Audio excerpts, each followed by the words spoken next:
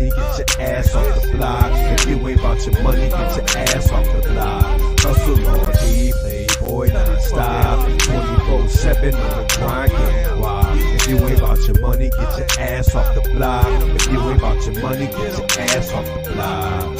You can bet your bottom dollar I'm a rider by the flows that I'm providing. Sliding slow with open tires round the corner, coasting by your flyer thing you ever seen. Your desire in your dream. Let the fire take you higher. I admire getting green, sitting clean. Hustle harder till I make it. If my daughter's sitting naked, fuck you starving, I'ma take it.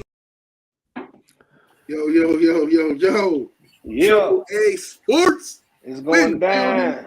It's going down. Season 3, I think this is episode 12. I could be wrong, but I'm going to say episode 12 just because I can. Hell yeah. We got C5 in the building. C5. D80 in the building. Representing. Reggie Reg. Yes, sir. D80. A.K.A. Godless Reggie in the building. Yeah. What's up, y'all? What's up, y'all? In the background doing what What's happening, Big Chicken? going on? DJ is still in New York, tending to some matters for Diddy, allegedly, according to Teran. And Teran went to go get his cousin back from New York, so they both probably in the cell with Diddy. I'm gonna just leave it at that. How y'all brothers doing, man? First and foremost, Can I complain? Good. No, feeling good. Feeling good. Good. We like to welcome everybody back to another episode. We got a lot going on in college football. Some teams getting their butts whooped and upset, and Coach Prime and them continue to thrive on. We got NBA season has started. We got the tennis world blowing up, and D80 gonna keep us on point with that. We got some moves, and somehow, some shape, form, or fashion, Reggie's team is still undefeated, and we can't figure out how the hell Penn State is doing it, and the NFL is going on. They cheating. So we Keep rolling. rolling. And we're gonna have C5 introducing the first topic. Let's play the intro to college football. Let's go. Yo. This is not a test. This is your emergency broadcast system announcing the commencement of the annual purge sanctioned by the U.S. government. This that make it go dumb shit. Walk up on them and I ask them where you from, bitch. Yeah, this that make it go dumb shit. Boy, I go and pop the trunk. So first off, we gotta talk about Georgia bullying Texas. Both yours and Manning. We gotta talk about it. We got to. It was a rough game for Texas. Welcome to the SEC. Welcome to the SEC. There you go. Reggie, did you watch this one? Yeah, I did. And my take on it was I don't know why. I mean, I'm not trying to, jump on the Manning's bandwagon, but bro, you should have been threw him in there. By the time you threw him in there, it was kind of like lost. And then you could just see him trying his hardest, but it's just like it was blue at that point. You should have been put him in there. I say after about the second quarter, you should have pulled that trigger. But they got outclassed. They not ready for the SEC, I don't think. They got shellacked out there. They got shellacked, and it just looks like typical Big 12 talent versus SEC to me. That's what that looks like. It reminded me, and I hate to say it this way because I really like Texas and I think they're on the up and up, but it reminded me of those bowl games like the Sugar Bowl and the Rose Bowl, where you'll see like number 1 Oklahoma versus like Mississippi. And then all of a sudden Oklahoma get boat raced. And it's like, hold up, what? Right. And it's just SEC speed is different. And it's always been that way. And until Texas figures that out, for whatever reason, it's going to continue to be that way. But I'm curious how you guys feel about their coach is Kirby Smart, right? No, Steve Sarkisian, yeah. No, Georgia. Yeah, Georgia's Kirby Smart. His comments about Texas throwing the trash on the field and getting the calls overturned and stuff like that. I want to know how you guys feel about that. Did you see that? Care. No, you don't think it's going to set a precedent, like he said? No, I don't care. In college football, they won. You won the game. Go away. That's how I felt. Hey man, I think I will say this. I think Texas is good. I just do feel that there's levels in the SEC, and I think we've all known it who haven't been SEC fans, and I'm sure SEC real people who pay attention to college football know that there's levels even in that conference, and the rest of the conference gets way more credit for being a tough conference when it's really mainly been a consistent of two teams that carry that conference. There's a top level, which is two teams, and there's a second tier, and LSU sometimes floats between the two of those tiers. And then you have Ole Miss, who's in that second tier, but really ends up every year like a third tier team. But only Georgia and Alabama are the two elite teams in that conference. So yeah, Texas is gonna come in there and they're gonna dominate, and they play all those second tier teams, and then they're gonna get up just like what happens every time they make it to a bowl game. They get up to playing against the top tier teams, either the top tier Big 12, Big 10, or the top 12 tier SEC, and they get reminded and humbled quickly. Yo, the whole SEC gets way too much credit for it really being a 2-team race, and every 4 years a 3-team race.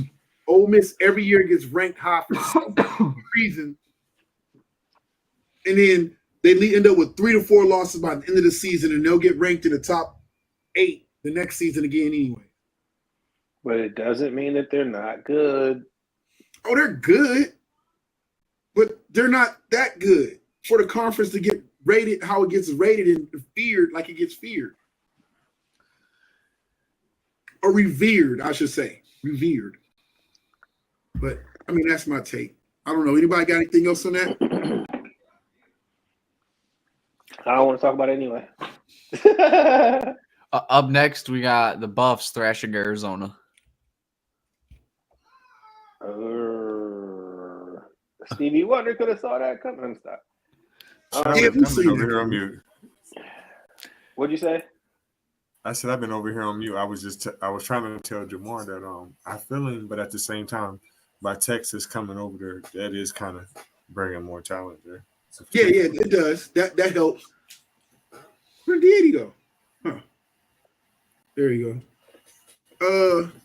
We seen this coming. I think we all seen that coming with I kind of felt like when the Pac-12 imploded and separated after USC and UCLA, well, after USC decided to lose and Oregon decided to lose, and when they went to the Big 12, we was like, yo, the Big 12 isn't really a tough conference either. They should run away with most of these games against most of these teams in this conference. But that's why I had them going at least 8 wins. Yeah, I'm looking at the rest of their season right now too, and it looks like they could very easily win out. We talking Colorado? Yeah. Yeah. Oh, okay. That's a good thing. What I would like to see with Colorado is not necessarily, how they end the season, to be honest with you, but I just like to see Shedeur Sanders win the Heisman. I would like to see him be the number 1 draft pick in this year's draft, and I would like to see him drafted by the Cleveland Browns. And Coach Prime, if you're listening, Mr. Dion, Colonel Sanders, I don't care what you want to be called, we'll call it, except for that other crazy shit. Listen, Shedeur needs Cleveland. Cleveland needs Shedeur. Please finish out the season strong, win the Heisman, and come on home. Or does going to Cleveland, he turned out like all the other quarterbacks that have gone to No. Right. That's where you're wrong. I don't want to be Right, that's what I'm thinking. That's where you're wrong. They don't talk about he's it. He's gonna go to Cleveland, and then they'll somehow end up worse. Somehow. I mean, you don't. If Right. you don't want to be a hater, don't talk. It pays no money to just Cleveland and quarterbacks do not mix. I don't even know if he's going to win the Heisman this year. Listen, And the one it's not even quarterback just that if did they good by draft them, him. they got rid of. It's not the one quarterback. I mean, it's been a franchise for 100 years. We had 1,000 quarterbacks, so I get recency biases in your brain. He said recency. What You know I what I'm would saying? say, But once you got rid of him, y'all What I would became say- worse, comparatively worse. No, what really? I would say is Okay. maybe Cleveland pulled the trigger on Baker a little bit too fast. Maybe. Yeah, you know, I agree. I mean, but he played out the final season the way he wanted to play it out, and he was not successful. So be it not Deshaun Watson, it was going to be somebody else because he wore out his welcome at that point.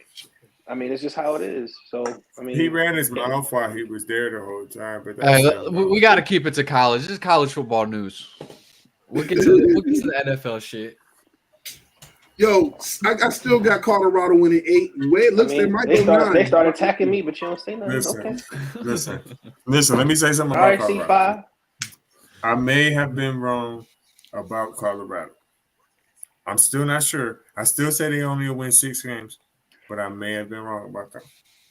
No, I think you had an opinion, and at that time, it was a valid opinion. But what I think y'all don't realize is that Coach Prime actually listens to what people say, and he's changing and adjusting his methods and tactics, not to what everybody's saying, but he's changing. People don't realize that. I will give him that. I feel like this season compared to last season, he's been way more improved, especially on the bullshit, the drama, actually seeing improvement in his players. Yeah. I mean, and it's just showing on the football field. I see an improvement. He heard the whispers. Yeah. Unless this season takes a dive, it's going in the right direction. Injuries could do that, but at the same time, man, I'm telling you, yo, he's got a plan, and I saw who they're going to recruit. I shouldn't say going to recruit. They recruited after Shador, and I was going to put his picture in the chat, but I didn't want to hear Reggie Mouth, so I just let it go. I saw a video of him. He's like, "This is a dude up and coming." He's like, "He's a dog too." Y'all thought you thought Shador was bad. Yeah, he's coming. C5, he is definitely coming. Now, granted, they don't have an NIL. Huh? Oh, go ahead. They don't have an NIL deal for him yet, from what I read. But depending on if DJ ever come back, I don't want to, try to have to keep up with the kid because he hasn't committed verbally to Colorado yet. They're just kind of flirting with each other. But if this is the kid that they're going to get, man, oh my gosh. What I was going to say though is I don't see why people are not talking about Travis Hunter. I think that Travis Hunter is a better player than Shador, and it's not like he's like significantly better or anything like that. No, but I just think that he's a little bit better. Like I wish people would talk about old boy from Boise. Oh, they talking about them both. What are y'all talking about? Let's wait to get them out. Let's wait to get to that. That's coming down the list. It's on the list. It's on the list. Yeah, we'll get there. We'll get there. Yeah, you ain't never lied about that bitch here. But I think that Travis Hunter is probably better than Shador. Well, you can't keep a cornerback longer than you can keep a quarterback. So maybe he might not be more valuable in the long run. But I don't know. I just think he's a little bit better. Man, if Cleveland has the number 1 pick, we're not picking a fucking cornerback. I tell you that. And if they did, Andrew Berry would be fired and fucking hung on East 9th Boulevard. I'm dead serious. That is some Cleveland shit, though. I'm dead serious. Like, man, oh my gosh, I lose my mind. What we got next? Up next, we got to talk about Michigan losing to Illinois. Oh, and boy, them jerseys were hot with the spray painted helmets, all leathered out. That was hard. I like the helmets, man. I saw somewhere it took like, I want to say 2 years. 2 years of design, all the uniform. So, wow. Yeah, that was a secret weapon. I ain't gonna lie. I think when Michigan saying that, didn't know what to do. They were cooked. Leatherheads. No, but watching this game, you guys, man. I don't know who the other. It wasn't Orgy, but the other guy that got started, the Michigan quarterback. I think it's Tuttle. Like he is an athlete from what I saw. So he can throw and he can run. But in my opinion, I don't see that heart. I don't know if it's not something you can measure or whatever, but it's like, hey, when my team is down, I'm going to get this touchdown, despite the fact that I fumbled, despite the fact that I threw a fucking interception in the third quarter. Like he just made mistake after mistake, but I didn't see that. I don't know. I guess I was looking for a dog or whatever to come out because Michigan has that in those quarterbacks that they be pulling, but for whatever reason, I didn't see that. I think the one thing with Tuttle is you would think somebody a little older who's like, this is probably his last year in college, that you would think he would just play like with all of it out there. Yeah. And at certain points he does, but like at certain points he doesn't. You'd be like, oh yeah, he really cares. But then once he's down, he's like, oh fuck it, it doesn't matter. Yeah, that dude Peanut Tillman punched the ball out of Tuttle, man, and I ain't heard a peep from the rest of the game. Yeah, I don't know. Indiana, do they deserve more respect? Yeah. I don't know. Yeah, for right now, even though that quarterback got hurt, I think. Yeah, for right now, they definitely should get it. How they been doing this year? I haven't been tuning in. Balling like a motherfucker. Undefeated still, and Turan don't never give him no respect in his ranking. Mm-hmm. Yeah, he gave Iowa State, but where's Indiana at? I want to talk about Army and Navy going on. Yeah, they're gonna take some face. Indiana gonna take some face because however you look at it, the way the Big Ten is set up now, you got some bangers coming your motherfucking way, and I don't think that you can beat one of them. I don't know, but you can't avoid Ohio State, Oregon, Penn State. You can't avoid all of them at one time. Oh, yeah, that's a game. Washington, Michigan State, Michigan, Ohio State, Purdue. That's all they got. That's about. Oh, bro, no, actually, I don't see them having issues to maybe Ohio State. Yeah, there may be 2 losses in there. How the fuck did they get a schedule like that in the Big Ten? That's like way cheating. You just bypassed all the hitters. Look. No, they ain't playing nobody except for Ohio State. That's it. Oh, that's some bullshit. That's cheating. That's probably why they've been balling. Stop. Yo, I'll say this. With all jokes aside, like they're playing tough and they're finding ways to win. In Nebraska, was supposed to be pretty people hope. Cherry picking. But that coach, regardless, this is the best Indiana has looked in a long time, and that coach got that new coach. They got them balling. Yeah, they look good. But yeah, they look good for Indiana. When they play Ohio State, we're gonna see. Hey man, right now, I'm telling you right now, Ohio State scares me because they just never come across a more physical team when they play against other well-coached physical teams. And that's why Michigan continuously gets them, because Michigan comes out more physical and well-coached when they have Harbaugh and they come out. And up next, we got Ohio State versus Nebraska next Saturday. How are we feeling? How are you feeling about that? Ohio State gonna steamroll their ass. Yep. Ohio State should steamroll their ass. We'll see how they come after time off. Ohio State has a trend of looking what's the word, coming off of bye weeks and coming in real lackadaisical, like slow. But not after a loss though. Yeah, not after that. They're gonna come out swinging. Watch. Yeah. Real quick while we got Ohio State up, it's not on the list, but I want to ask y'all this question. Ryan Day loses to Michigan. He's done? Yep. They're not going to lose to Michigan. I don't think he's going to be done. He's not going to lose to Michigan. I will put anything on that. Anything. He loses to Michigan, he's gone this year, in my opinion. It don't matter. It don't matter. Yes. He loses to Michigan. Only thing that can save him is a national championship. And even then, they may still feel a way about him not being able to beat Michigan. They're gonna have to for Michigan to beat Ohio State this season.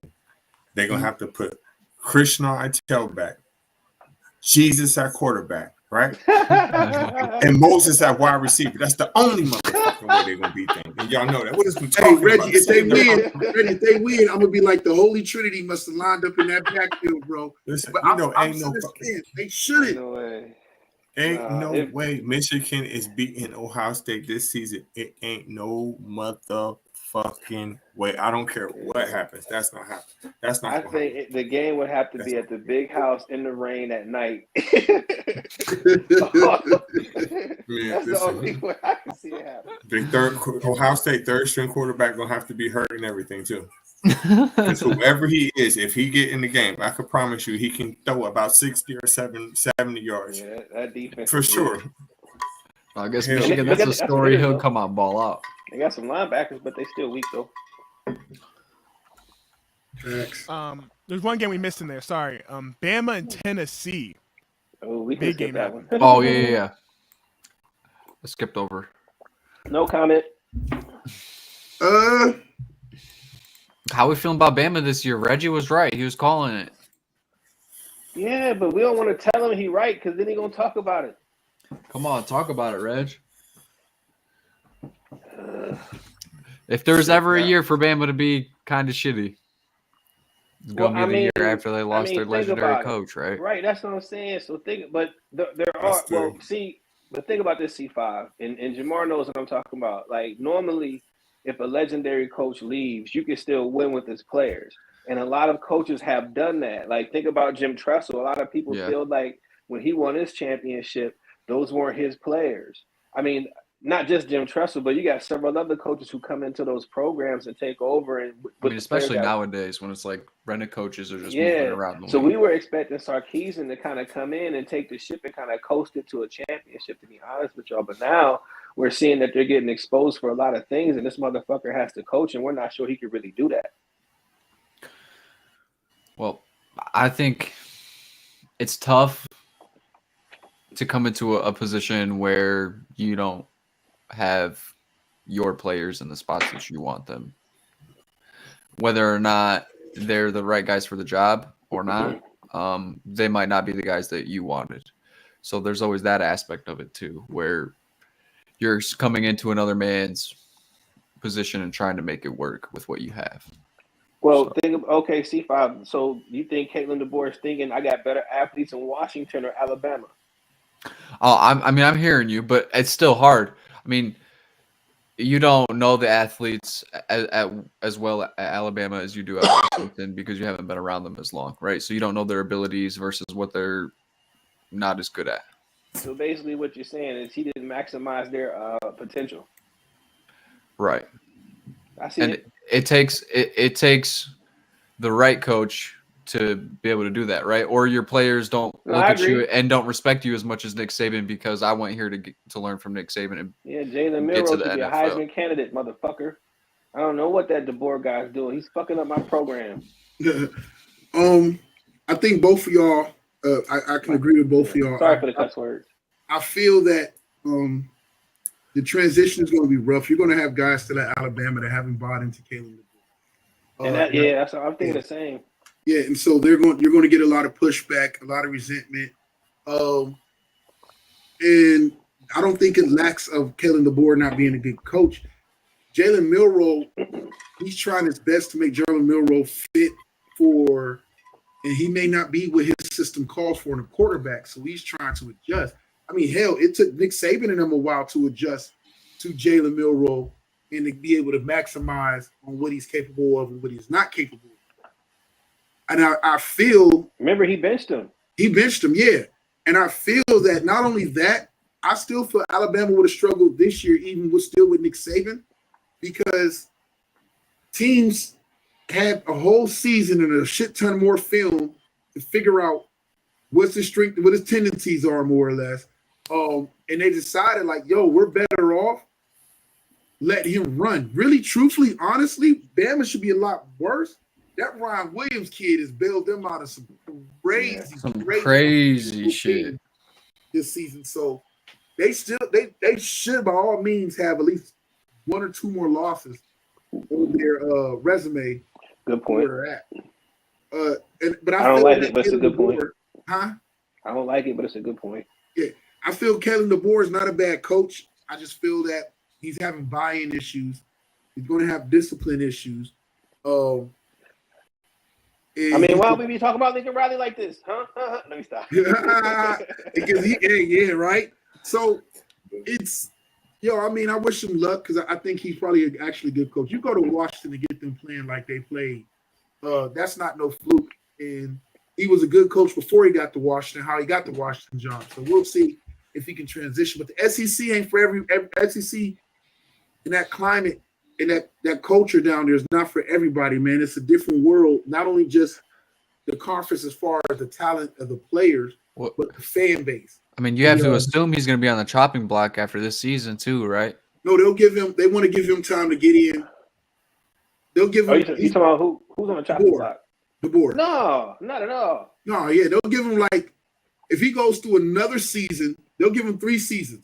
This first season is kind of like let's see what we got. The second season is let's see if there's improvement. The last season is like, all right, bro, there's no improvement and it's looking bad and you got to go. And they're gonna Lane Kiffin his ass. He gonna try to get on the bus and be like, nah, bruh. Nah, bro. Yeah, 3 seasons. Yeah. I give him. He's got 2.5 seasons.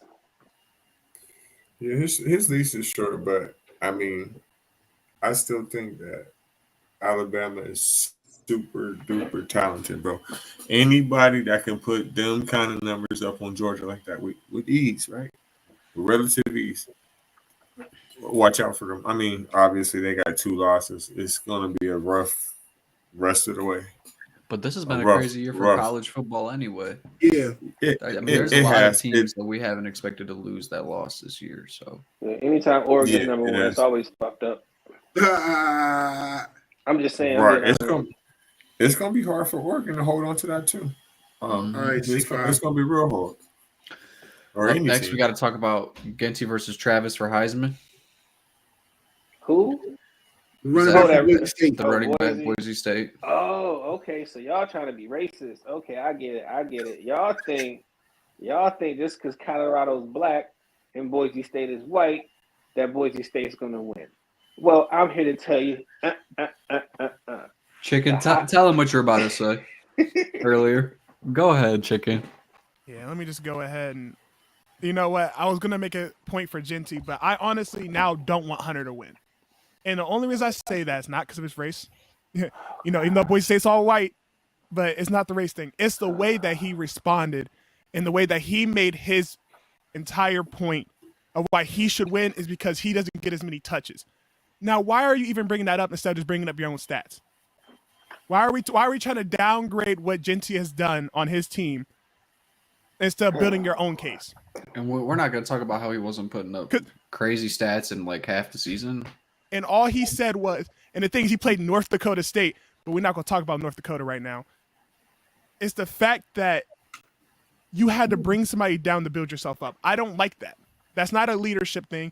He should have been like, "Yo, I'm doing this. I'm doing this. I'm doing 200, almost 200 yards of receptions, bringing up this." But all he did was, "Yo, Genty got almost twice my receptions. I mean, in running, he's had way more opportunity than I have." Even though you're out there every field. Travis Hunter has played more downs than anybody in college football right now, so that means more opportunity. Right. You know, and then you seen Genty respond, and he's like, "Yeah, I mean, I'm doing stuff that not a lot of running backs have done, but it's respectfully like I think we both should win it. I think we're both doing amazing. I think it's just the way you respond to things is what can help or hurt your entire point." I don't know. Still, Genty is having hands down one of the best seasons running backs had in a very long time, and there's no argument you can have against it. He's putting up. Oh, yes, it is. What? Because he's doing basically one of the best running back seasons of all time. What's the argument? Okay, so let's look at this the right way. You seen Boise State, right? Mm-hmm. They have a field, and that football field is an edge for that team. Every day, there are birds that die on that football field because they crash into it thinking it's water. It is an optical illusion. Okay, so I knew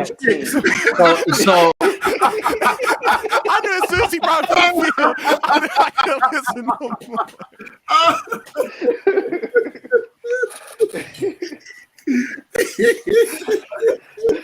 Goofy.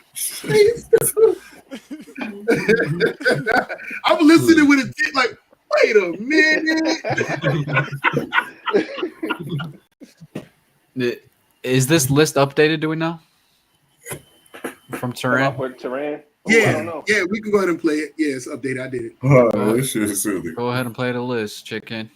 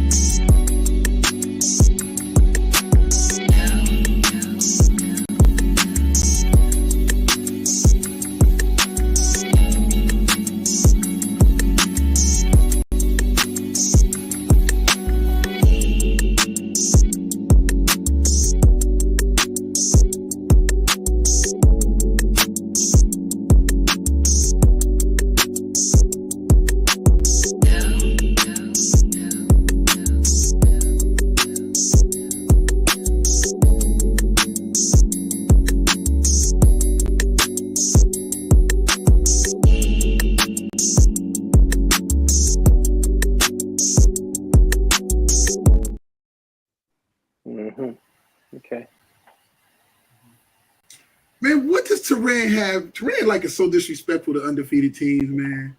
I swear, bro. He moved to the beat of his own drum, like he had a Diddy party still.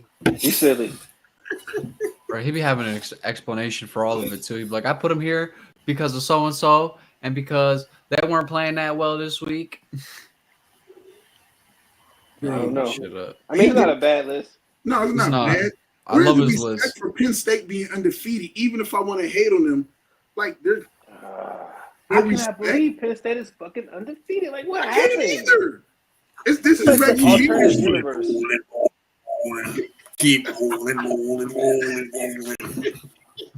This is depressing, man. I'm about to go drink after the show. Oh, shit. Damn.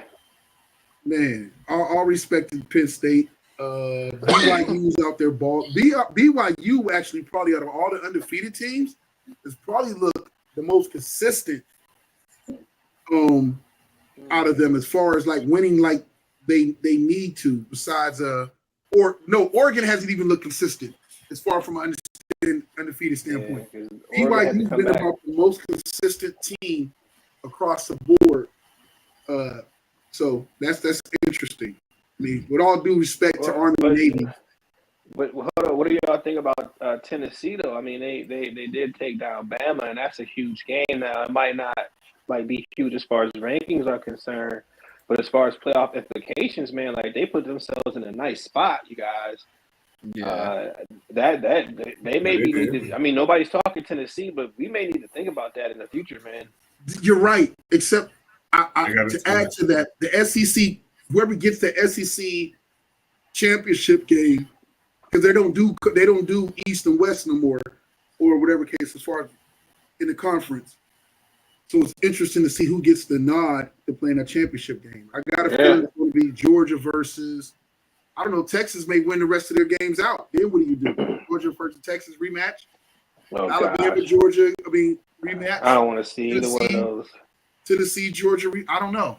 I would like Tennessee and Georgia, man. And I know Nico he's the shit and Carson Beck is the shit, but to me, Nico got the better talent. I'm going with the better quarterback. I see Tennessee with another loss. Big Chicken, can you pull up Tennessee's schedule? Yeah. I gotta see. I can't see them winning out like that. Yeah. No, it is incredibly possible. Oh, okay. Let's see. This is the rest of their schedule. Kentucky's gonna be tough because they always somehow like to play tough. Oh, should they play Georgia? It ain't possible. What do you do? Because now you're gonna come. They beat. So there's a tiebreaker that's got to happen in there, right? Because they beat Bama, but if they go and they lose to Tennessee, they lose to Georgia, and Bama beat Georgia. Who gets that? Georgia's probably going to still, because you know how they're going to do. Georgia's still going to get in the playoffs, right? Dude, it's going to be so crazy to see what they do. Yeah. Yeah, but for right now, I would not like to be on the committee this year. My money's on Nico. It'd be a tough job, bro. I give them with one loss, and I think the only loss will be, although I think Kentucky's my wild card of that one. Yeah. But Kentucky's no joke, man. Yeah. Let's not forget about Vanderbilt. Come on. Oh my gosh. Well, Always forget about Vanderbilt, y'all. Come on. Yeah, well, damn. Yeah, they okay this year. I mean, who they knock off earlier in the season? We don't want to talk about it. Arkansas. Yeah, that loss is probably the worst loss out of them, Alabama and Georgia. The worst losses goes to Tennessee. Yeah, I don't know. Shout out to Nico. Nico's pretty dope. I think Vols, hope the Vols figure it out. But I got a feeling they'll lose to either Kentucky. They'll lose Kentucky and Georgia, or they might beat the shit out of Kentucky though, and then still lose a close one to Georgia. Or Georgia might dominate the hell out of them, and then we're gonna be sitting there looking like, what the hell? I mean, are they playing in Georgia? I think it's at Georgia. Yeah, that's gonna be tough. Yeah. To win. Woohoo. I might have spoke too soon. It's up to you, C5. What you want to jump to next? Whatever you want to play, chicken. Roll us the next one. Let's see. Go. Let's keep it football. Go to NFL.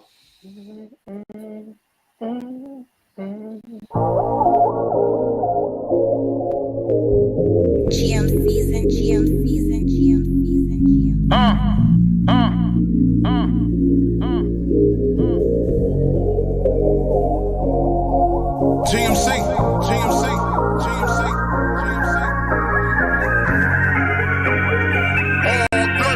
Killer, what up?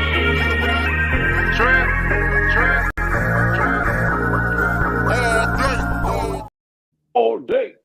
Now, there has been a lot of season-ending injuries going on throughout the NFL. Got to talk about Ayuk and Godwin getting hurt. And how is this going to change the outlooks for their teams?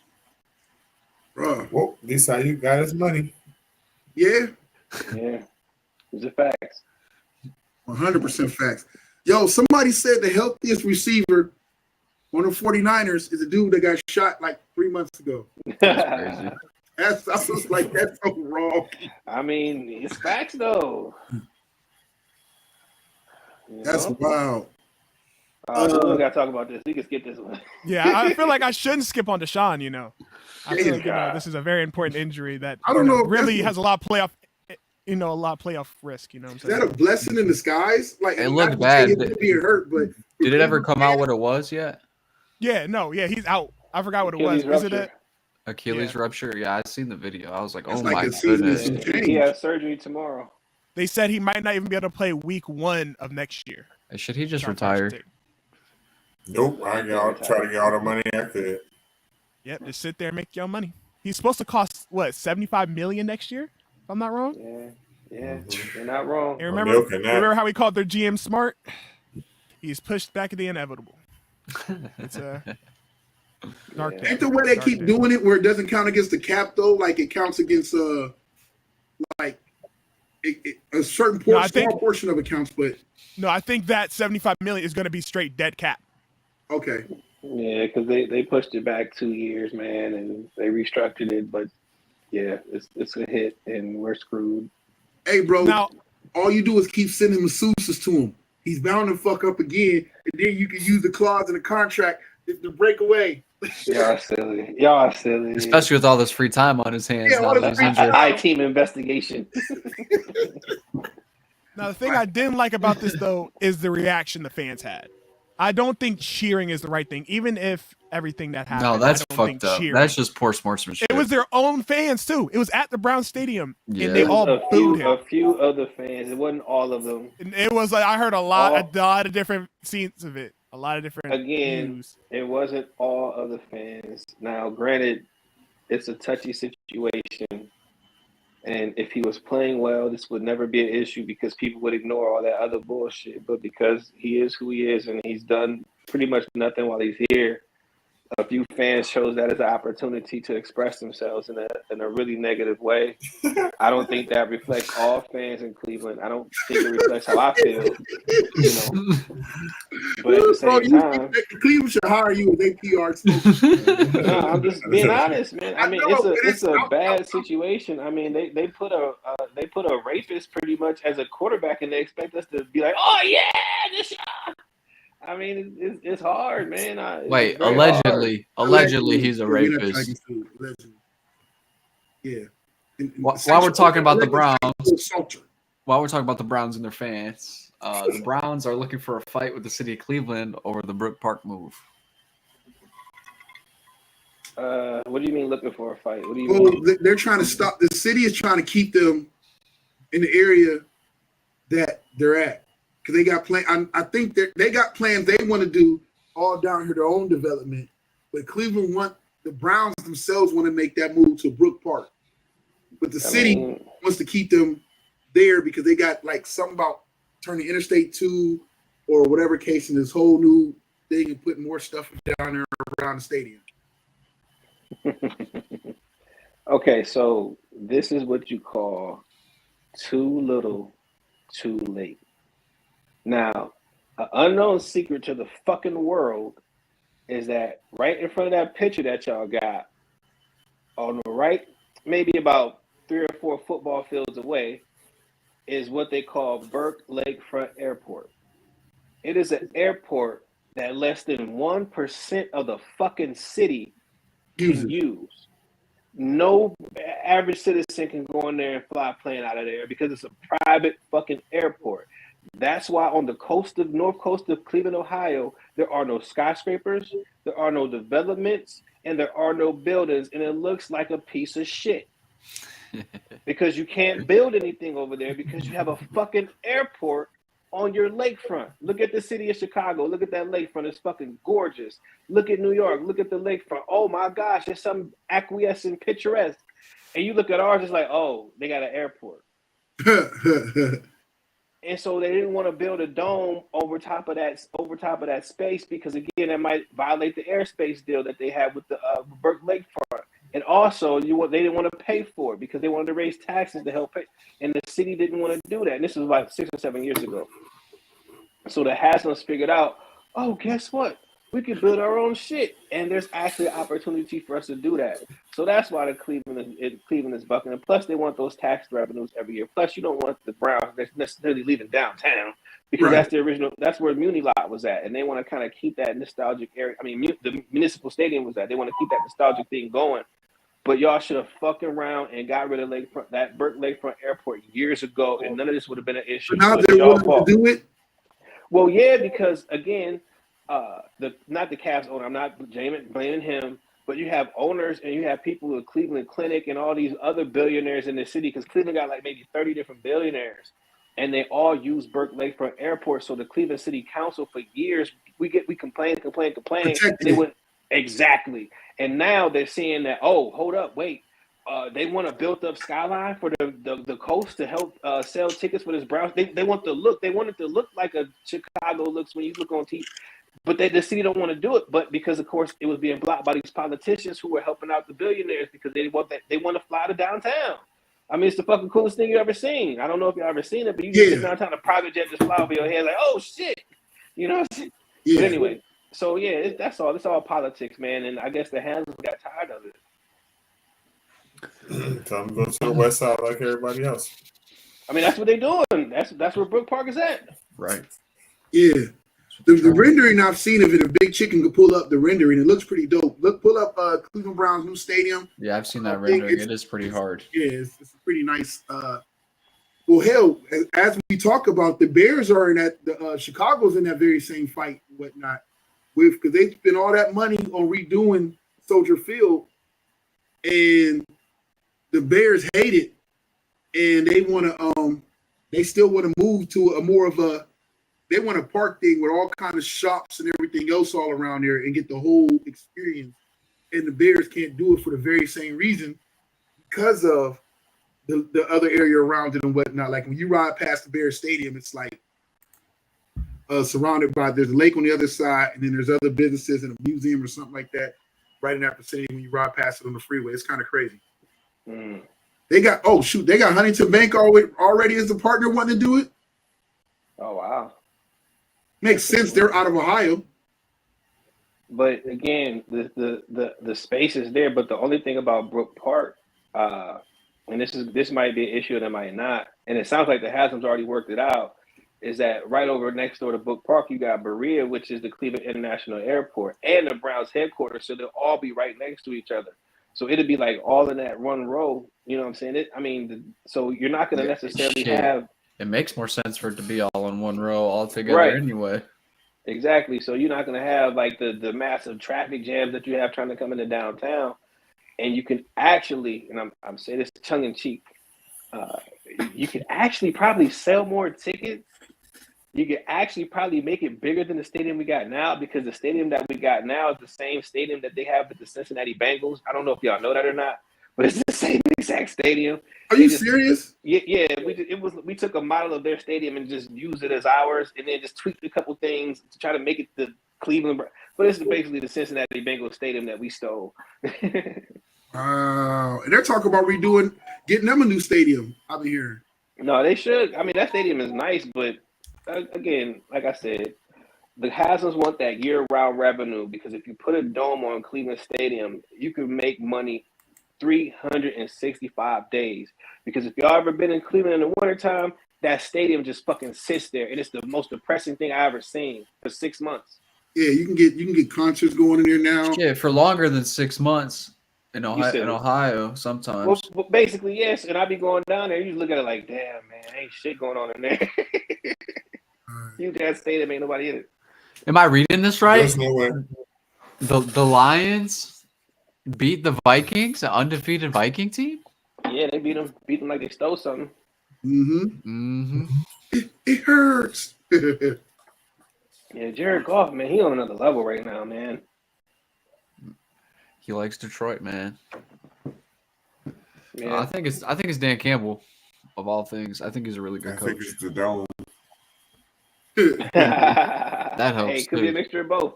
Hey, the dome never helped out Barry, you know. No, but shout out to the Lions, man. I think the city of Detroit deserves it. Fuck, I remember a If it's point in C5, time. are we you a looked at- Lions fan? If I had to claim myself to a NFL team, it would be the Lions. That's the weakest. Never mind. Let me stop. Okay, never mind. I'm not gonna go there. Okay. That okay. Sorry, Jamar. I didn't mean to disrupt. Oh no, that's cool. It's cool.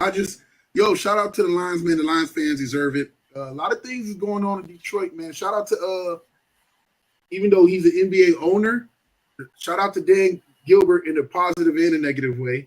But Detroit had a huge resurgence, man. That man is very influential in that taking place. I don't know. Rebuild downtown. Yeah, he rebuilt downtown, man. So they need somebody to come in and do the same thing, put that same type of money and investment into downtown Cleveland for the whole overall of it. But Cleveland, you can't because you got a fucking airport right on the fucking North Coast. Bring back the flats, baby. All right, what we got next? Got to talk about the Steelers. Oh gosh, man. Russ or Fields? Oh, this is a bad day for me. Hey, let Russ keep playing till he plays bad. So therefore, you really don't lose anything. Justin Fields can go in here and finish it up, and there you go. I'd rather Russ lose his confidence playing bad and get him benched than a younger Justin Fields go in there and lose his confidence, and now you're stuck with the older Russ, and he's going to turn around if he finishes out the season strong, ask for a lot of money compared to where if Justin Fields just kind of coaches him through, does enough to win. The negotiation is a lot better with Justin Fields than it is with Russ, older Russ. The risk and the reward is different. Scary. Yeah. I don't know. I mean, you got to think about your season too. Do you want to win or no? Because they got a great chance to win their division this year. So yes, they do. Yeah. So stick it out with Russ till he plays bad. You bench him. He got nobody to blame with himself. You can go back to Fields. Fields you'll either find out which one. I think they want to keep Fields in the reality because there's a better future if he plays out the season right. But if you're trying to win now, or whatever case, thinking about this season, our conference or division is there for the taking. And Justin's doing okay, but missing a lot of opportunities. Let's see if Russ can go in there and do something. And Russ took advantage of some shit that Justin Fields probably a lot of times passed up in some of these games, even though they've been winning. I'll be honest with y'all. I hate the Steelers. You know what I'm saying? But as far as an honest assessment, what about this for a fact? Not a fact, but a thought, I should say. If Justin Fields, he still plays back up, and then you have Russell Wilson out there performing, and they go to the playoffs, maybe get to the AFC Championship. I don't know, whatever success for them feels like. It's outside of a Super Bowl, so I don't see that happening. But I think they can run. I think they would still run it back with Russ next year. I think they would too. I can see it. I can see it at a reasonable price. Pittsburgh, I'll give Pittsburgh this. They pay guys when they have to, but Pittsburgh is also let a lot of guys walk when it comes to cutting them checks. They want to keep. Normally, it's on defense. They won't let him walk. Yeah, I think if they have some success this year with that man behind quarterback, man. I mean, Russell Wilson, I can see them bringing him back, even though nobody's saying it because it's easier to let him go and then let the young one come in and take over. I don't know. Thanks. He's a quarterback. Right. If he gets to the AFC Championship game, believe what I'm about to tell you. He will have 100% leverage on them like a motherfucker. And if they don't pay him, somebody else going to. It's Russ. He'll struggle in the playoffs, and then it'll justify it. I mean, yeah, but if he gets you there, then what you going to do? Because what you're not going to be able to do is turn around and find another quarterback that's going to get you that far. And I bet they don't think that Justin can do it. I would just ask Big Chicken what he thinks, because so far he's been the czar for this type of shit. I'm gonna leave it at. I'm gonna leave it at what it is. Let's go next. I don't even want to say nothing about this. I don't want to be wrong. We gotta talk about D-Hop getting traded to the Chiefs. Freedom. Too little, too late. Too little, too late. How is it too little, too late? They 6-0. I know. I'm talking about as far as maximizing what you can get out of him. I'm gonna say he's old. You talking about career-wise? He's past his career-wise, prime. like he's past his prime. So it's helps, but it's a little help compared to Tyreek. Really thought they was about to reach back and get him. Nah, they weren't. They couldn't take up his. The one thing is I don't think Hill was ever really a possibility because I don't think the Dolphins would have took his whole contract. And the reason they passed up on the other guy they're going for, Cooper Kupp, is because they didn't want to have to give up a lot of salary money to Kupp. Right. I mean, I don't think he ever thought it was really possible. Well, I think he was hoping. I think that's what he wanted. Like his social media reactions seem more or less like that's what Tyreek was hoping for. I guess I should have put it that way. That's what Tyreek wanted to go back to Kansas City. Where was he at? He's past Miami. Still catch. And Tua's coming back, so he's gonna his numbers should go back up. Yeah. All right. What we got next? Want to go to tennis or NBA, Chicken? No choice. Pick one or the other. Go to tennis. I normally don't rap about shit like this, but I figured, what the hell?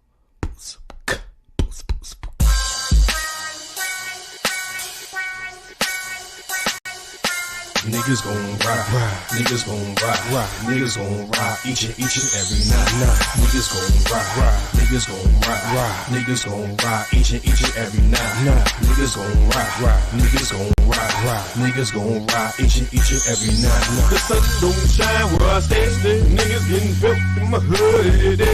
Every night I'm on my knees looking for a way. Please don't forgive me, I got an AK. Niggas know, the sun don't shine where I stay, niggas getting built in my hood.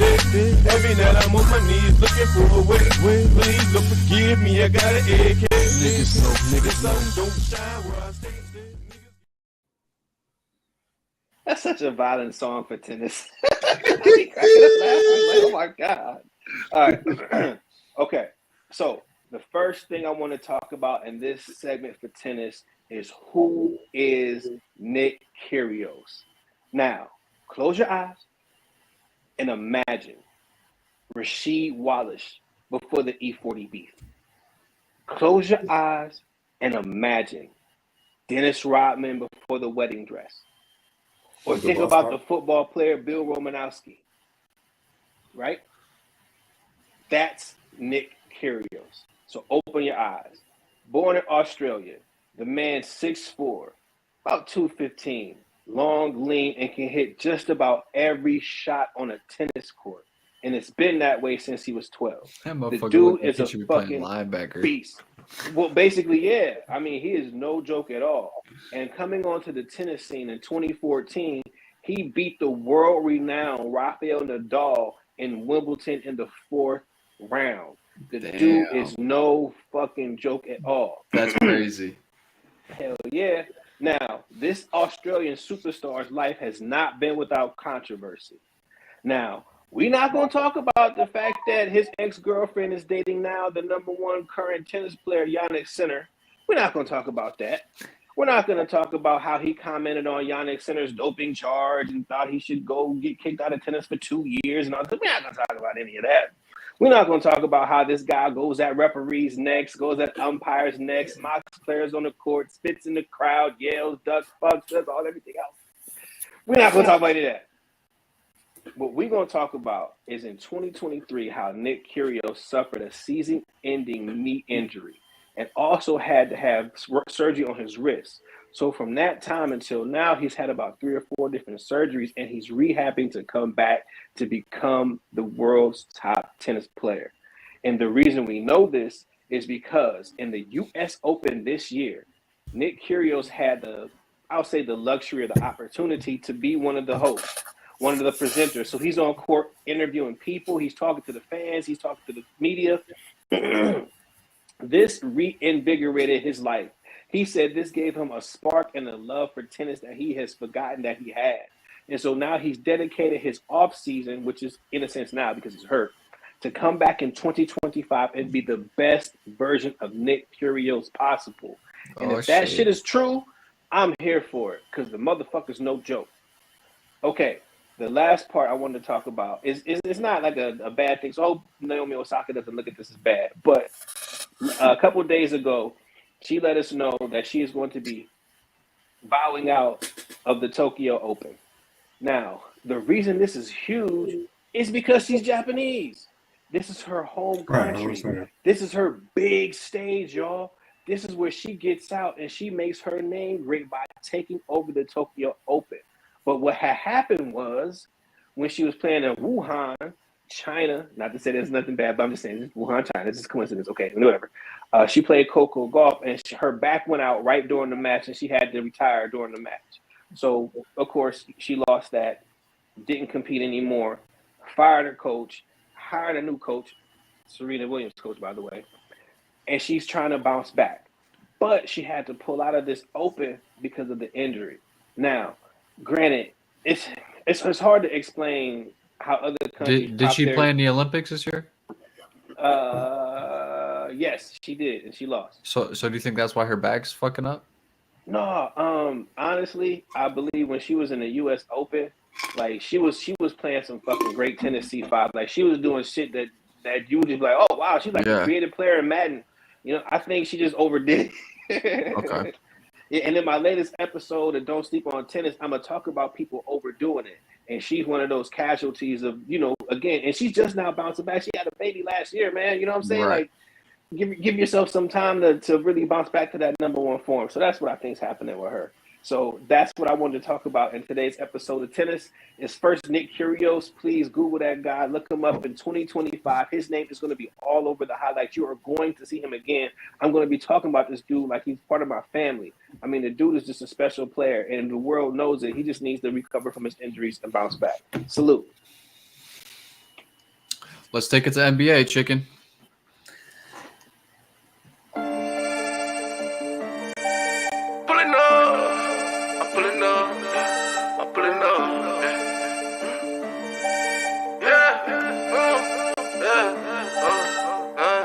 Heard you were looking for me. I'm pulling up. I'm pulling up. Heard you were looking for me. I'm pulling up. I love Chris I'm Rich. pulling up. So it is the NBA season opener yesterday. We got to talk about the Celtics getting their championship rings. Do we got to talk about the Celtics? Those motherfuckers are hard, though. I know, man, but C5, man, this episode is torture. Why y'all do me like this, man? I should have rejected the topics. Like, I should have just deleted that whole sheet that Jamar sent. Like, Went through and started putting lines through it and shit. I ain't talking about that. But I will say this, hitting 29 three-pointers last night and almost and tying the NBA record for threes made in the game in your opening ceremony coming back, destroying the New York Knicks, not giving them any chance of hope, sensibility, or whatever they could have had in pride to win that fucking game. Jason Tatum came out on fucking fire. Jason Tatum, he had 8 threes, man. Jason Tatum was the game leader. He had 37 points, 4 rebounds, 10 assists. Man, that game was over. Matter of fact, at the end of the game, they was jacking up threes just trying to break the record. It was I saw hilarious. that shit. They're just trying to throw them up. I think Jason Tatum was trying to make a move, make this an MVP type season. I think they came in with his own personal goal to have an MVP season. I mean, it would make sense after all those rumors and about in the Olympics about how he wasn't shit and how he wasn't getting any playing time and how Steve Kerr was on his ass and this and that. So they played him, man. He could be coming back with a vengeance this season. I see it. We got to talk about Jalen Brunson being the team leader for the Knicks. 22 points, 1 rebound, 2 assists. What? I mean, them Turan type stats. Yeah, I mean, no, they got their lost, ass whooped. Yeah, when your best player only has 2 assists. What happened to Karl Anthony Towns, man? He don't. I don't know if. I mean, it's New York, but I don't know if he really wanted to be there. Yeah, he said. I remember he said in an interview, putting on a uniform felt weird. I was like, oh, it's over. Yeah, I think he's at this point. It's a business, and you would think a guy be happy to be in New York, but I mean, on the stat sheet, he didn't do too bad. 12 points. That's it. I mean, it's his first game on a new team, bro. Where he don't even want to be there. 12 points isn't even that bad for real. For him, it is. I mean, yes, but no. I don't know. If you don't want to be there, it's hard to play. I mean, he's only ever played with the Timberwolves, right? Was it a blowout early? Yeah, pretty much. Jason Tatum walked in the game and was like, "No, we're not playing today. You guys are gonna sit down. I'm gonna shoot fucking threes, and I'm gonna win." And he did it. There was nothing you could do. Yeah. Oh, that first. So yeah, after that, it was probably pretty much decided how the game was. After that first quarter. Yeah, it wasn't. It just. I had the unfortunate pleasure of watching that damn thing, and I just sat there with my mouth open, like, yeah, this ain't good. He's streaky, but he's definitely dope. I don't know why people underestimate him or Brown because they both are top. I'll say both of them are top 15 players for sure. And he's a top. You talking about Cat? 7. No, you're talking about Tatum. No.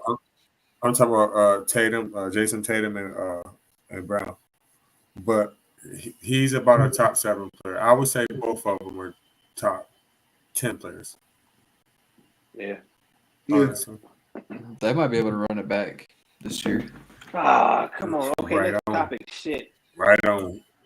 They might be able to, I bro. don't see how they could be stopped.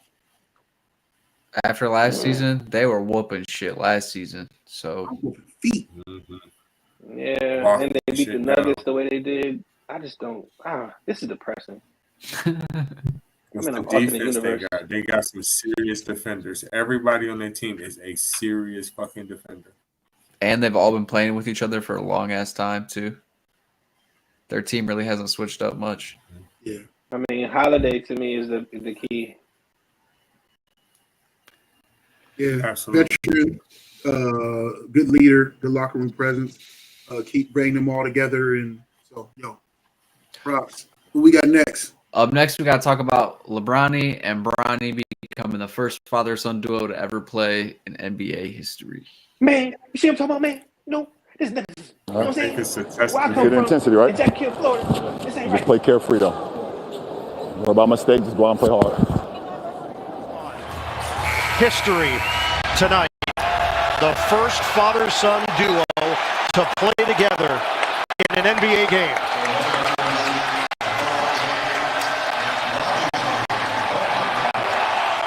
This is all in the family. And what a celebration for the James family. That kid is lucky. Hey, He got dealt the right fucking cards, bro. Yeah, hey, somewhere Miguel was just smiling watching this happen. Like he was just sitting there probably cheesing with a heart on, like, yes, I told him that he deserves to be there. Never touch some rules. So I just knew he was gonna be on tonight to talk about this, man. He was talking about but go ahead, Ridge. I think this is more of a testament to LeBron's greatness more than anything, because LeBron James then leveraged his son into the NBA. He Yes. leveraged his son on to the floor. I think that's the greatest part of this story. Like opening night too, bro. Yeah. Right. That's a big deal, because the truth of the matter is, I don't care. It's not hating. It's a fact. Bronny James is not an NBA caliber player. Yet. It's undeniable. He's not. I'm not gonna say. I can say yeah. Hopefully he becomes an NBA type player. He's not. Let me ask you a question, Reg. Can I ask you a question? So hold on. Let me finish my statement. So if you want him to be a NBA type player, you're going to have to let him go to the developmental league. That's what it's for. It is literally for player development. So if he can go through that, become an NBA player, more power to him. He's not an NBA player. Not right now. Go ahead. Question. Has there ever been a number 1 draft pick or a top 10 player that was considered a bust? Has there ever been a top 10 player that's ever been considered a bust? Absolutely. Yeah. NBA draft pick, top 10, Yeah. right? And we look at those Absolutely. players Absolutely. like they, they should be in the NBA based on their statistical performance in college, basically on their height, their size, or whatever they're pulled for in the league, right? But for whatever reason, injury, Greg Oden, we could go down to Anthony Bennett, Sam Bowie. We could name the list of kids, right? So regardless of the person's method, or mode of getting in the NBA, the fact is that he's there. Now, LeBron can, try to shield him, help him, coach him, do whatever he can to keep him there. But it's up to him, regardless of what his legacy is going to be, man.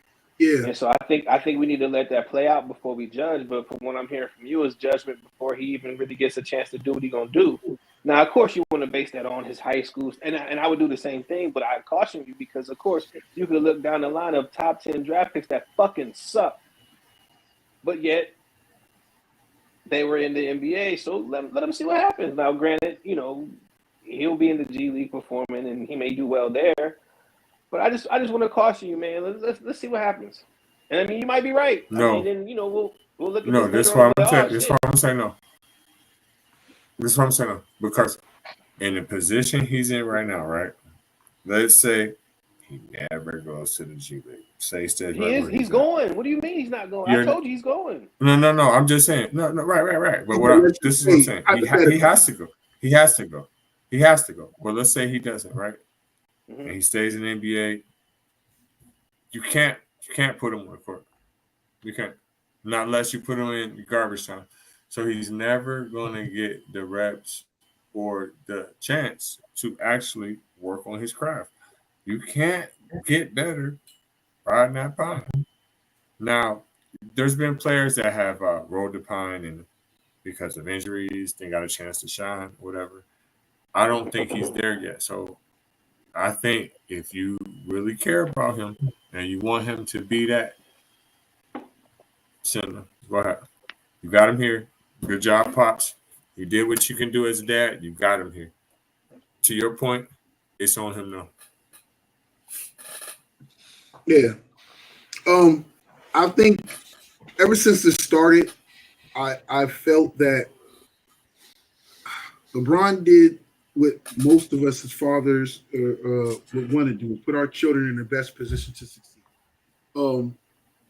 Whether it being the right thing to do or not, that is something that LeBron is going to have to live with, and to a degree, like I said before, something that Bronny has had to live with, because he ultimately made the decision of saying, "Yo, this is what I really want, and I understand this is what comes." I'm sure they had to talk in a conversation about all of it, about how it's going to look, how it's going to play out, and of course, it being LeBron, like, you can't worry about it. You got to go out there.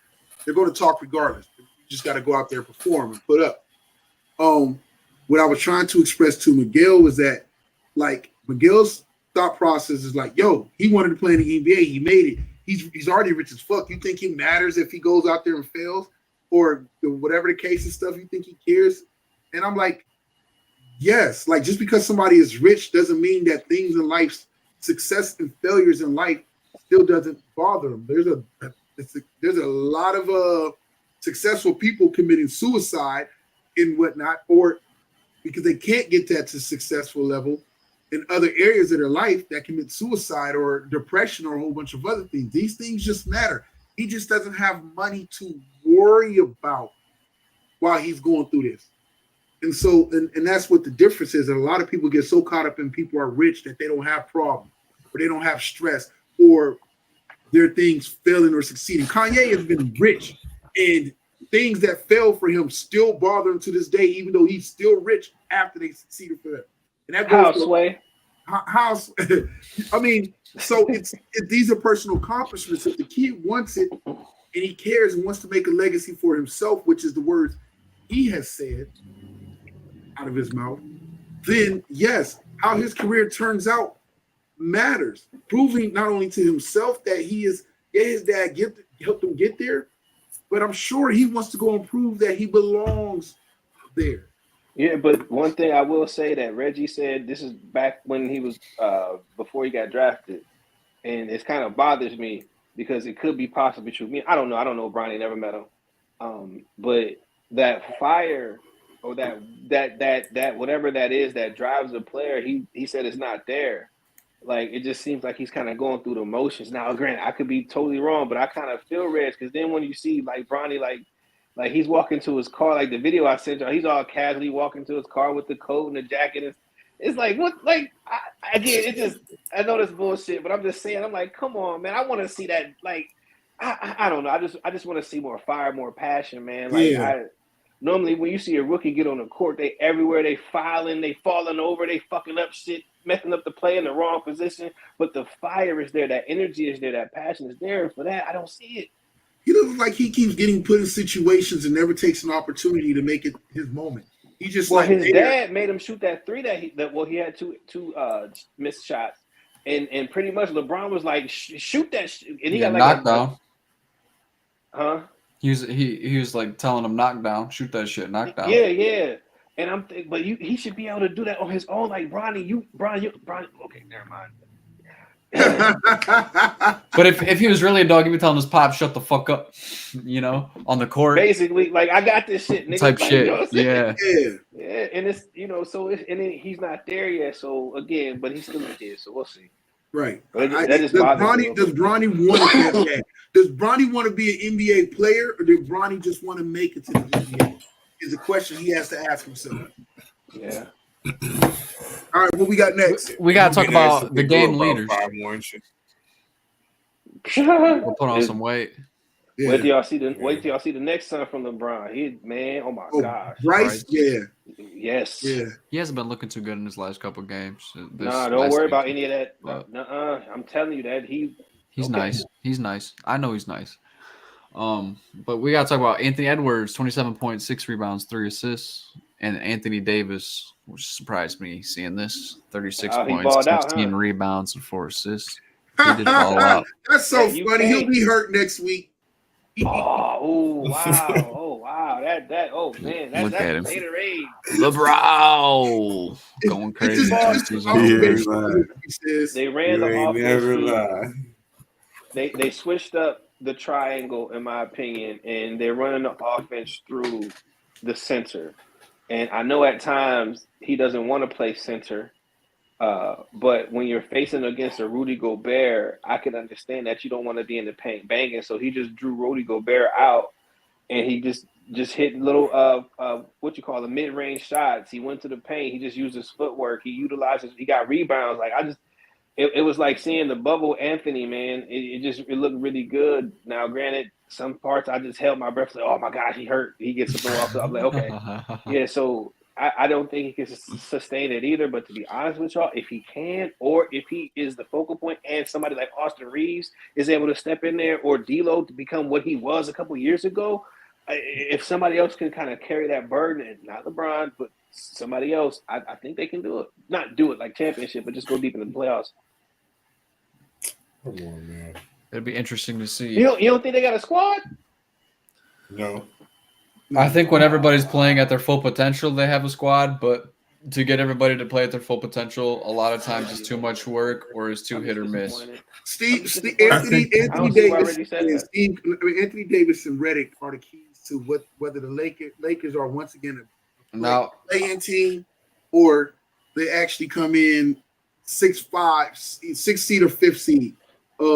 I believe that JJ Redick actually probably is a good coach. I mean, from what I saw for all the clips from the game yesterday, he was doing better than Darvin Ham was. Yeah. So we'll see. We'll see. Wait a minute. What is y'all talking about? What y'all talking about? Y'all memory is short as a motherfucker. What happened last year? They got swept by Denver. What happened the year before? They got swept by Denver. They're on the decline. The first time they was with the 8th seed, last time they was the 9th seed, they got the same fucking squad. They going down. They're a year older. LeBron James is a year older. He's 92 years old. 92 and 6 months. He is Jesus' nephew. You silly. He know Methuselah. First, Mr. Revisionist History. Listen, they have two. His first birthday present was a buffalo nickel.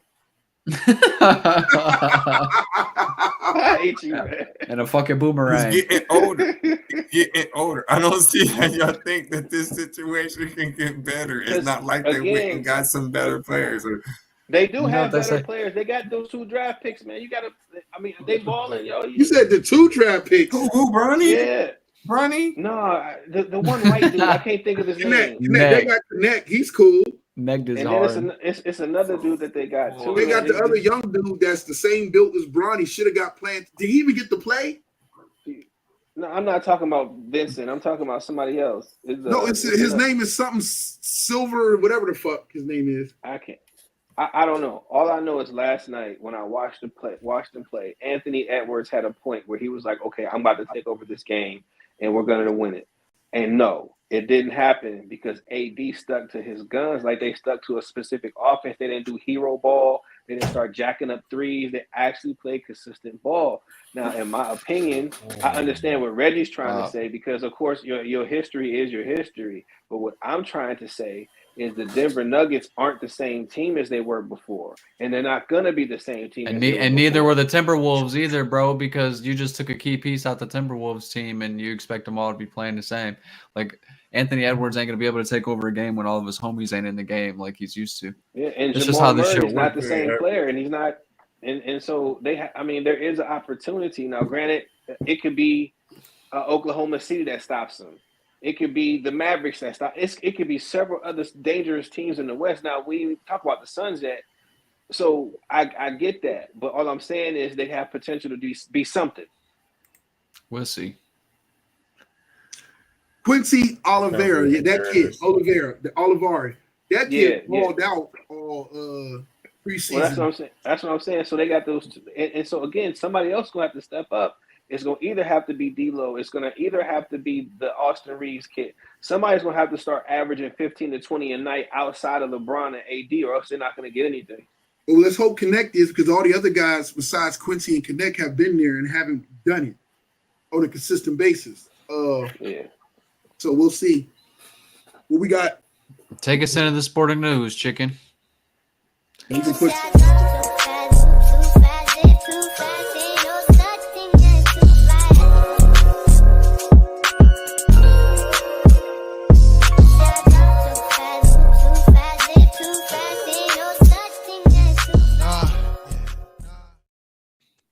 First up, we got to talk about my girls from New York. The Liberty winning the WNBA Finals. New York. Shouts out to Jonquel Jones for winning MVP. She balled out.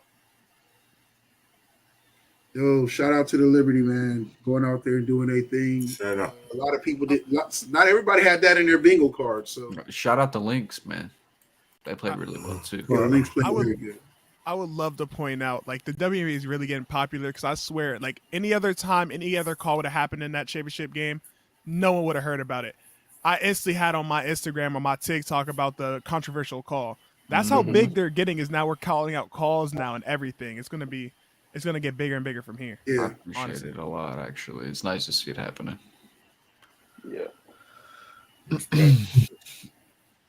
Let's move over into some baseball. We got the Dodgers to the World Series. We got the New York Yankees to the World Series, I believe. Fucker. This is the exact opposite World Series that I wanted to see. I know, right? I'm rooting for the Dodgers, though. I'll be honest. I already told you guys how I feel about Dave Roberts, man. He's one of my heroes. So I was saying it at the beginning of the season. If they don't win a World Series this year, it's embarrassing. They have all the best players in baseball right now. So if they can't win, what if they don't win? Is Roberts gone? No. Okay.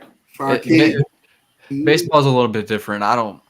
The Dodgers have been winning so much in baseball the last 4, 5, 6 years that it won't matter. I mean, they've gone deep in the playoffs the last 5 years, right? So, well, they got a World Series within that time too. True. But I'm just saying, I just kind of feel like the leash is short because of the roster, but I could be wrong. I don't know. It could be, but I don't know. If you're spending that much money on guys, I think you have a lot of trust built in the organization that you know what the fuck you're doing, right? Otherwise, I'm not going to spend that money on you. We got to talk about the automated strike zone is expected to come into the MLB within 4 years. Now, I think this is just absolutely stupid. I'm not going to comment because I got people watching. They're going to say some shit. I don't want to hear it. It's fair. Yep.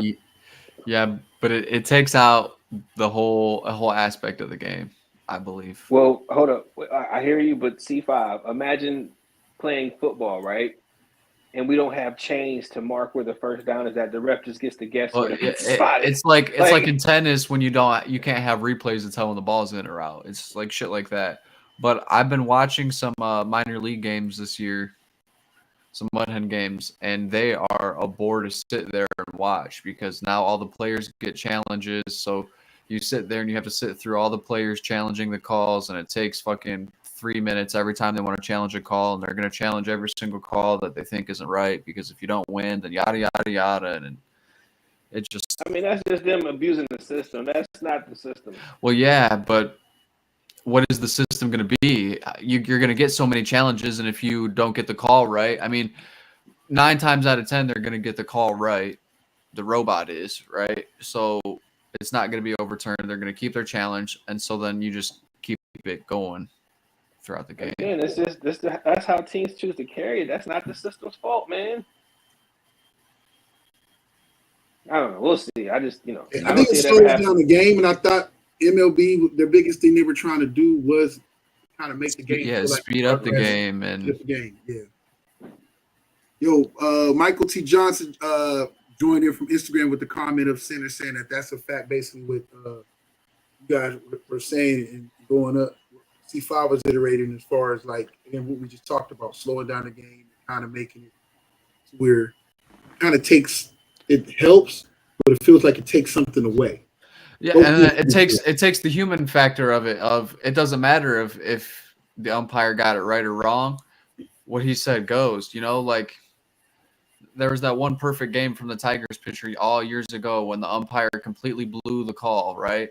But that's just part of the game. I mean, you live with it, just like in any game. I mean, in football, there's calls that get wrong too. So it's just part of it. Yeah, got it. They're trying to take away the human factor of it. Anyway, Dodgers legend Valenzuela passes away. Big time legend for the Dodgers. Broadcaster guy. Broadcaster guy. Chicken. Yeah. Rest in peace. Rest in peace. I want to say his name, but I can't pronounce Valen, like you said. Yeah, Valenzuela. I don't know. Fernando Valenzuela.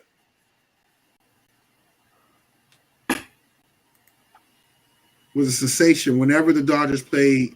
Stadiums often sold out to see him pitch. So he was R.I.P. RIP. Definitely. He was also a big pillar to them in his playing days and that long after his playing days. Fernando Valenzuela. Oh, he looks familiar. Not his Yeah, he young was their picture, but his play-by-play old guy picture. for like. Yeah, he was their play-by-play guy for like 30 years. Fernando Mania. Fernando Mania. That's dope that it is legend and got to a thing and he's beloved out there. So RP to legend. Prayers go out to his family and his loved ones and all those that were fans of his and supported.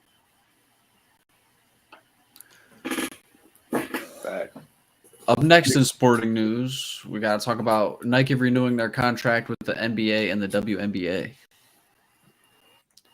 We keep seeing Nike jerseys. Man, Nike just dominates. Are they still the NFL's thing too? I don't know. Believe so. I think so. I'm kind of like I hated some of the jerseys, but I kind of feel like it's that monopoly attitude mind state all over again, where it's monopolizing like sports in a sense. Like if I liked it when teams could pick their own partners they wanted to do their jerseys. Yeah. And so when you just go to a uniformed thing of everybody has to have Nike or everybody has this, and now Nike has an NBA, and now they have WNBA, and they have the NFL. Like I think I know it's something small. Yeah, see the they got. I mean, the hell, I like a little variety, man. Yeah, I like a little variety. So it's whatever. It seems small, but their NBA City jerseys be hard. Yeah. I like competition. Competition breeds better, brings out the best. You haven't seen a Reebok jersey in years, is all I'm saying. Right. You're right. Fact. I've seen Adidas soccer jerseys. That's as close as I get. That's it. Yeah. But lack of competition builds complacency. Yeah, right. So they get the floss and fell off and get the nail in the coffin. We'll see. What we got next? Or is that it? That's all the news. And to wrap up this episode, we're gonna go into some plays, chicken.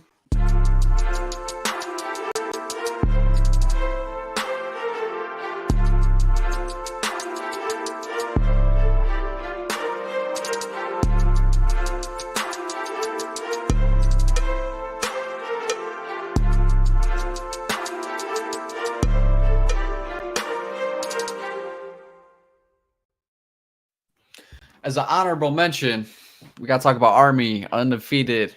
And so far, every game this year, they have scored on their opening drive. So here's their last opening drive. Go ahead and roll the clip. Oh, that was a dart.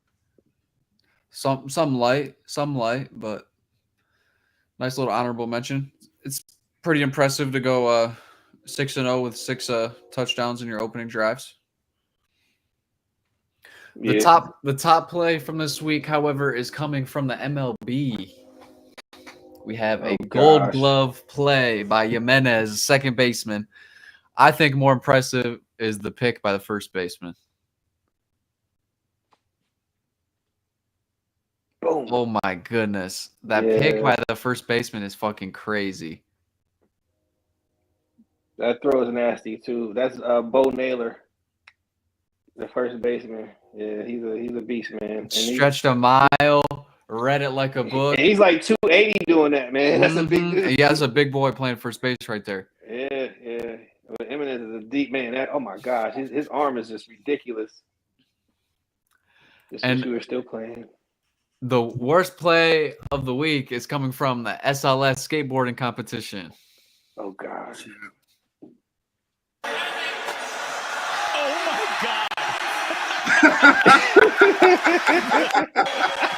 We see how much tighty whitey doing. He's the commentator for me. And then he just dips out. That's what he was going for. He's the commentator. The judges, the score comes in, it's like -3. Zero. He's like, oh, God. They gave him a 0. Sorry, can't repeat a trick. Was that a repeat? All right. That's so embarrassing. Look, his pants were down, halfway down the rail. His face. He said, "Oh fuck," while he was still doing the trick. This shit was funny. That's wild. It's getting cold down there. Wild, man. Wild. Yeah. You always got to make sure you buckle your belt extra tight when you're going skateboarding. Man, I see. Yo, anybody got any shout outs? Shout out to Michael T. Johnson. Y'all also make sure y'all go check out his podcast. He streams live on Instagram. It's Michael T. Johnson II. If you look him up on IG, you can see him. He does some very dope content, very, very mature, and some good info for a lot of men and even for women. He goes through everything from life advice to also get in touch with your spiritual side, as well as coming up with some dope fragrances, his opinions of some dope fragrances that are out there for men, and just a lot more. Like I said, overall, very, very mature content for a lot of men should check out it. And women should listen to it too. He's a pretty dope brother. He's doing amazing things, not only from being a barber and even teaching at barber school, but out there in the community, even in the real estate world. That brother is doing some amazing things and amazing places. Shout out to Michael T. Johnson. Shout out to you guys, man. Yeah, shout out to you too, bro. We doing it. For sure. Shout out to you guys. Good to have C5 back. Shout out your boy, man. I see that he's been doing some big things and you've been posting on there that you've been working with who we had as a guest on the podcast. Tom? Yeah. Oh yeah, shout out to Tom Fox. Last Friday they had the Last of the Rooftop, the Golden Hour series from Great Culture, where they got speakers coming in from all across the country talking about stuff that I ain't never even seen, never even heard, but it was crazy because they just talking about millions like it's nothing. So that was pretty dope to see. Yeah, shouts out to Tom Fox. Shout out to Paulie Succi. Salute. Real quick, also, what movie scene was you on that you was over there, bro? Like movie set, I should say. You was out there checking out. Right now, I think the movie is called Catalyst, but they think they might change it. And it's about a young lady, an MMA fighter, and she's got like all kinds of mental health issues and situations at home that she's dealing with, but she's putting all that aside and she's putting everything into her boxing. And she meets a coach, a person who's a former boxer who takes her under his wing, and he just kind of schools her the hard way, and she comes out like fucking the female version of Mike Tyson. So this is really an awesome, dope story to see. Don't know if it's a true thing or not, but being on that set with all the directors and actors and having fun and interacting with all the key grip people, all the lighting people, it was phenomenal, man. I loved it. It was awesome. It was totally dope. Shouts out to Greater Cleveland Film Commission for putting that on. Putting your boy in that space was really awesome. So that was Bill Garvey and Mike Wentz. Salute to you guys, man. Dope. It was really cool. I just want to say real quick, shout out to AAA and also Funky. We're gonna be dropping our EP. We don't know what we're gonna be calling it yet, so I just wanted to shout them out. Yeah. We got the first single around Thanksgiving, right? Yeah, we're gonna be dropping a single around Thanksgiving time. We're getting some songs selected out here, so be on the lookout for some tunes dropping soon. Yeah. Type shit. Okay. All right, that's what's up. Let's do it. Yeah. Shout out the gang, man. Shout out Big Chicken. Shout out Big Reg. Big Chicken salute. And DJ. Shout out Diallo Benz, aka Miguel. I don't think we're Miguel. But appreciate y'all. Thank y'all for checking us in, and go ahead and do what you do, Big Chicken.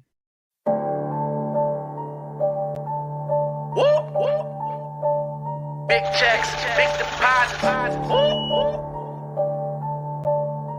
I got it. Hey, run that shit up, Trace. Run it up. I got it. Run it up. I got it. Run it up. I got it. Big checks with big deposits. Run it up. Run it up. Run it up. Run it up. Run it up. Big Big checks with big deposits, big bag what I be on. Play the corner like Dion, hard cold like Freon.